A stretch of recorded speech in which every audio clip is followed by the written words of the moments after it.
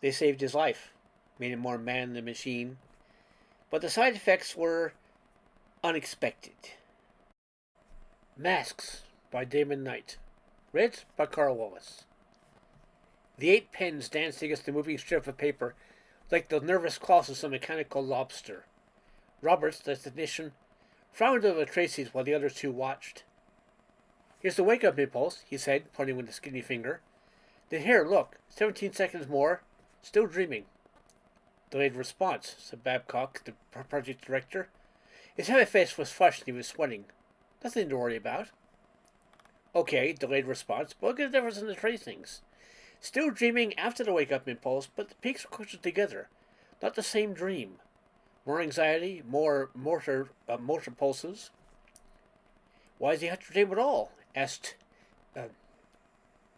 Sinescu, the man from Washington. It was dark, narrow-faced. You flushed the fatigue poisons out, don't you? So was it something psychological? He needs to dream, said Babcock.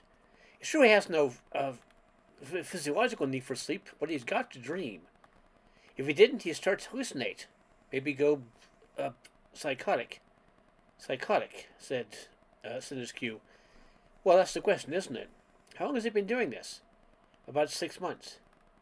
In other words, about the time he got his new body and started wearing a mask? About that. Look, let me tell you something. He's rational. Every test... Yes, okay, I know about tests. Well, so he's awake now? The technician glanced at the monitor board. He's up. Sam and Irma are with him. He hunched his shoulders, staring at the EEG tracings again. I don't know why it should bother me. It stands to reason, if he has dream needs of his own, that we're not satisfying with the program stuff, this is where he gets them in. His face hardened. I don't know. Something about those peaks I don't like. Sinescu raised his eyebrows. You program his dreams? Not program, said Babcock impatiently. A routine suggestion to dream the sort of stuff we tell him to. Somatic stuff. Sex, exercise, sport. And whose idea was that? Psych section. He was doing fine neurologically, every other way, but he was withdrawing. Psych decided he needed that somatic input in some form. We had to keep him in touch. He's alive, he's functioning, everything works. But don't forget, he spent 43 years in a normal human body. In the hush of the elevator, as Sinsky said, Washington. Swaying, Babcock said, I'm sorry, what? You look a little rocky. Getting any sleep? Not lately. What did you say before? I said they're not happy with your reports in Washington. God damn it, I know that. The elevator door silently opened. A tiny foyer, green carpet, gray walls. There were 3 doors, 1 metal, 2 heavy glass. Cool, stale air. This way. Sinsky paused at the glass door, glanced through. A great carpeted living room, empty. I don't see him. Around the L, getting his morning checkup. The door opened against slight pressure. A battery of ceiling lights went as they entered. Don't look up, said Babcock. Ultraviolet. A faint hissing sound stopped when the door closed. And positive pressure in here? To keep out germs? Whose idea was that? His. Babcock opened a chrome box on the wall and took out 2 surgical masks. Here, put this on. Voices came muffled from around the bend of the room. Sinescu looked with distaste at the white mask and slowly put it over his head. They stared at each other. Germs, said Sinescu through the mask. Is that rational? All right, he can't catch a cold or what have you, but think about it a minute. There are just 2 things now that could kill him. One is a prosthetic failure. We guard against that. We've got 500 people here. We check them out like an airplane. That leads a cerebrospinal infection. Don't go in there with a closed mind. The room was large, part living room, part library, part workshop. Here was a cluster of Swedish modern chairs, a sofa, coffee table.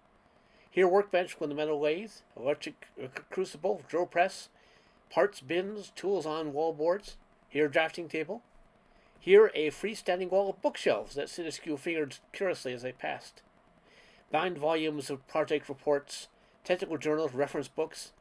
No fiction except for Fire and Storm by George Stewart and The Wizard of Oz in a worn blue binding. Behind the bookshelves, sent into a little alcove, was a glass door to which there was another living room differently furnished.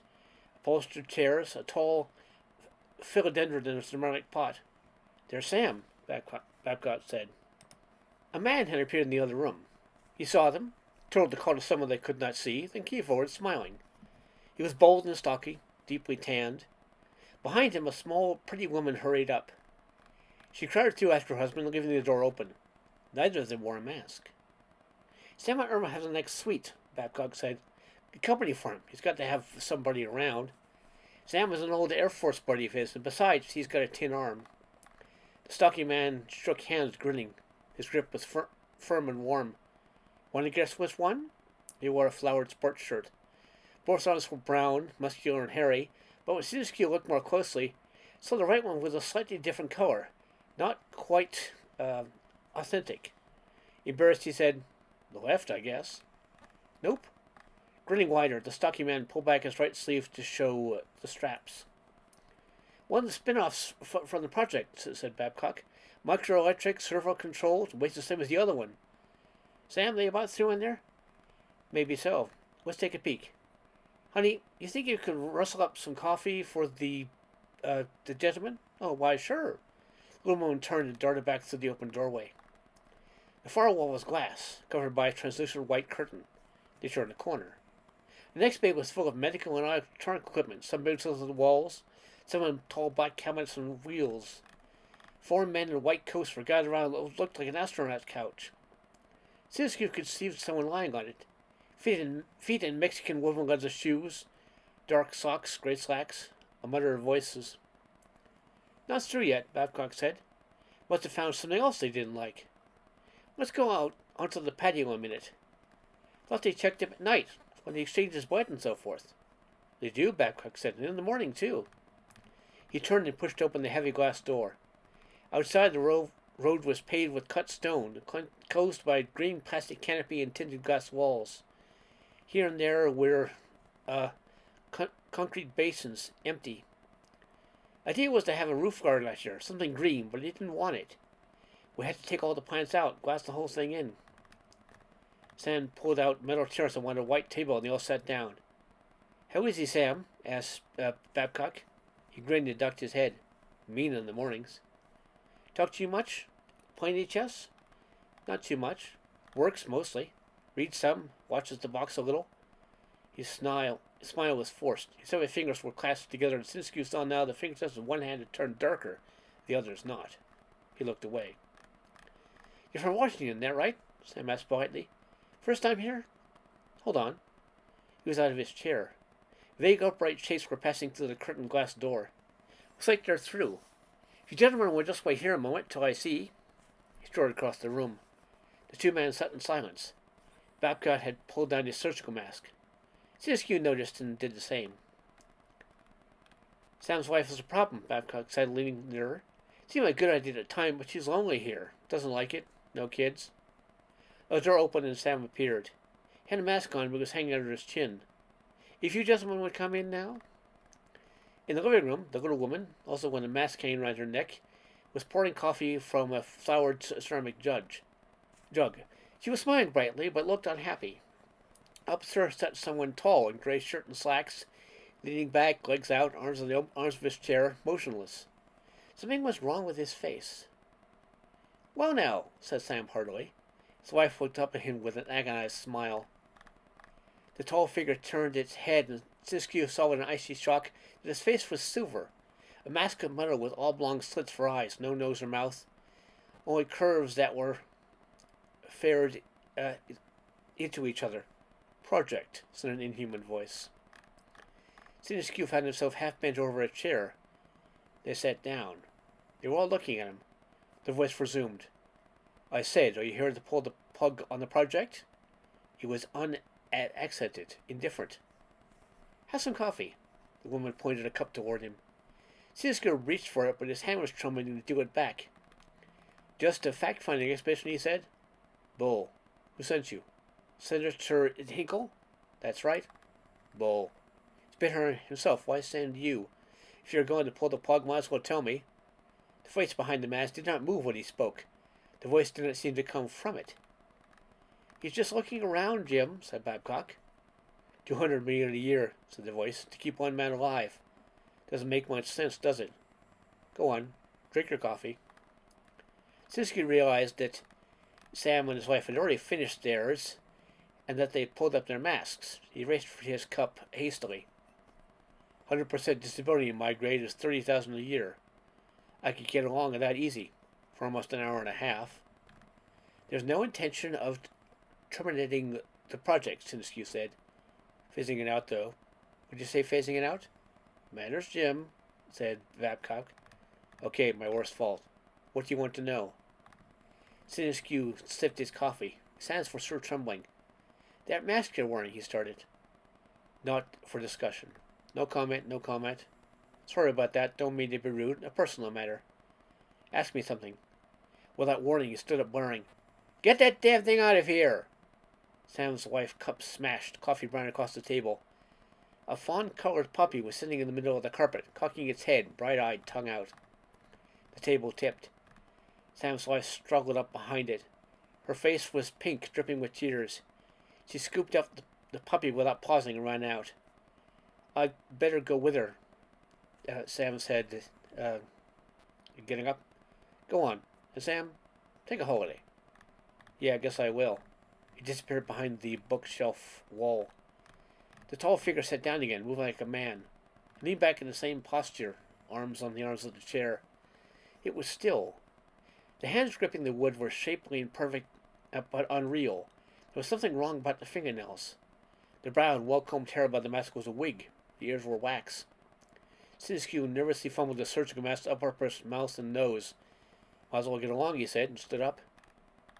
That's right. I want to take you over to engineering and R&D, said Babcock. Jim will be back in a little while. I want to talk to you. Sure, said the motionless voice. Babcock had a shower, but sweat was soaking through the armpits of his shirt again. The silent elevator, the green carpet a little blurred, the air cool, stale. 7 years bought in money, 500 good men. Psych section, cosmetic, engineering, R&D, medical, immunology, supply, administration, the glass doors.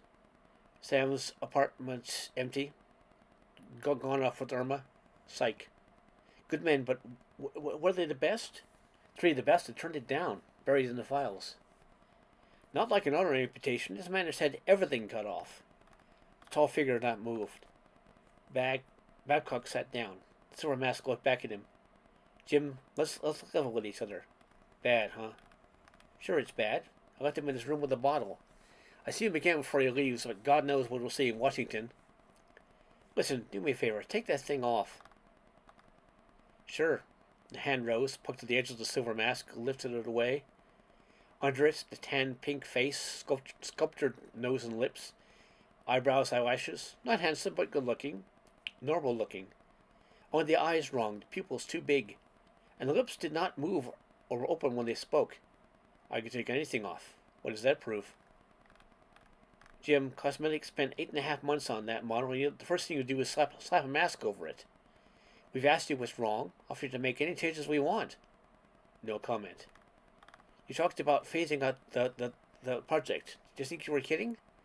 Not kidding. All right, then open up. Jim, tell me. I have to know. They won't shut the project down. They'll keep you alive, but that's all.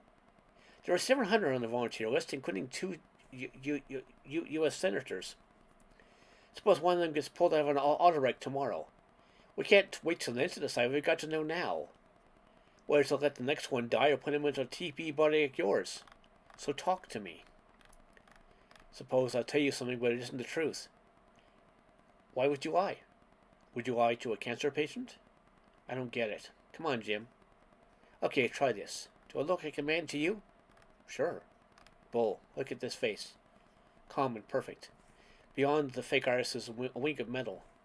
Suppose we get all the other problems solved and I can go into town tomorrow. Can you see me walking down the street, going to a bar, taking a taxi? Is that all it is? Babcock drew a deep breath. Jim, sure there's a difference. For Christ's sake, it's like any other prosthesis. People get used to it. Like the arm of Sam's. You see it, but after a while you forget it. You don't notice. Bull, you pretend not to notice.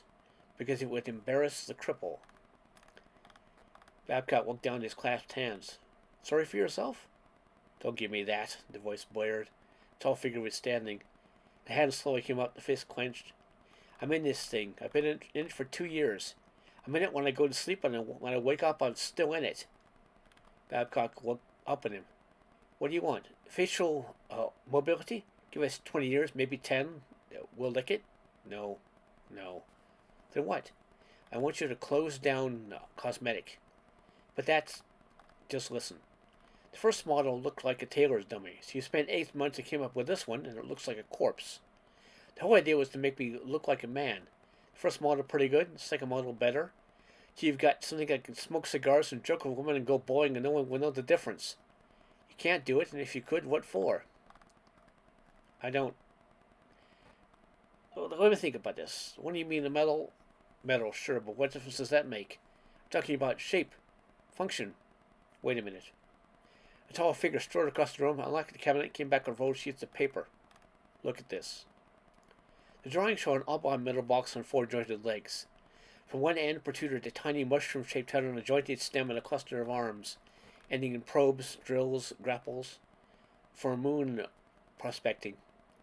Too many limbs, said Bobcat after a moment. How would you, with the facial nerves? Plenty of them left over. Or here, another drawing. A module plugged into the control system of a spaceship. That's where I belong, in space. Sterile environment, low grav. I can go where a man can't go and do what a man can't do. I can be an asset, not a goddamn billion-dollar liability. Babcock rubbed his eyes. Why didn't you say anything before?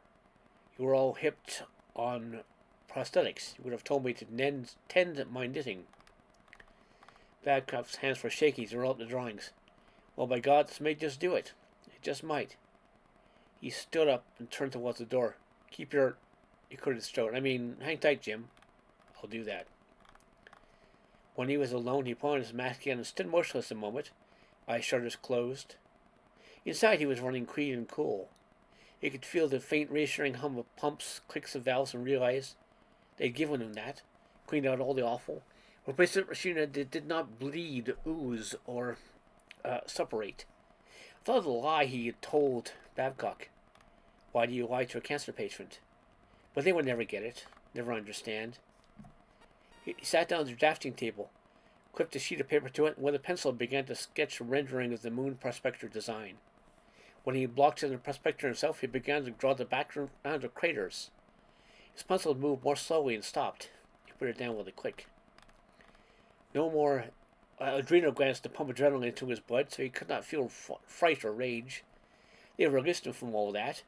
Love, hate, the whole sloppy mess. But they had forgotten there was still one emotion he could feel. A sinuscule with the black bristles of his beard spreading through his oily skin. A whitehead ripe on the crease behind his nostril. Moon landscape, clean and cold. He picked up the pencil again.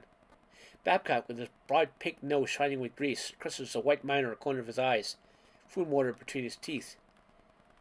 Sam's wife, with raspberry-colored paste on her mouth, face smeared with tears, a bright bubble on one nostril. And the damn dog, shiny nose, wet eyes.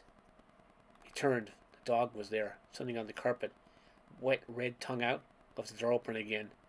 Dripping, wagged his tail twice, then started to get up. He reached for the metal T-square, leaned back, swinging it like an axe, and the dog yelped once as metal sheared bone, one eye spouting red, writhing on its back, and then he hit it again. The body lay twisted on the carpet, foul with blood, ragged black lips drawn back from teeth.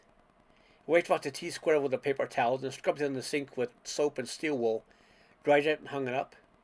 He got a sheet of drafting paper, laid it on the floor, rolled the body over onto it without spilling any blood on the carpet, lifted the body in the paper, carried it out onto the patio, then onto the unroofed section, opened the doors with his shoulder. He looked over the wall. 2 stories down, concrete roof, vents sticking out of it, nobody watching. He held the dog out, let it slide off the paper, twisting as it fell. Struck one of the vents, bounced a red smear. He carried the paper back inside, poured the blood down the drain, and put the paper into the incinerator chute. Splashes of blood were on the carpet, the feet of the drafting table, the cabinet, his trousers leg. He sponged them all up with paper towels and warm water. He took off his clothing, examined it up minutely, scrubbed in the sink, then put it in the washer. He washed the sink, rubbed himself down with disinfectant, and dressed again. He walked through into Sam's silent apartment, closing the glass door behind him. Past the potted philodendron, overstuffed furniture, red and yellow painting on the wall, out onto the roof, leaving the door ajar. And back to the patio, closing doors. Too bad. How about some goldfish? Sat down at the drafting table. He was running clean and cool. The dream this morning came back to his mind. The last one as he was struggling out of sleep. Slithery kidneys, burst gray lungs, blood and hair, ropes of guts covered with yellow fat, oozing and sliding, and oh God, the stink. Like the breath of an outhouse, no sound, nowhere. He was putting a yellow stream down the sides of the dung hole, and he began to ink the drawing, first with a fine steel pen, then went with a nylon brush. His heels slid and he was falling, couldn't stop himself, falling into slimy, bulging softness higher than his chin, higher and he could not move, paralyzed, and he tried to scream. The prospector was climbing a crater slope with his handling members retracted and his head tilted up.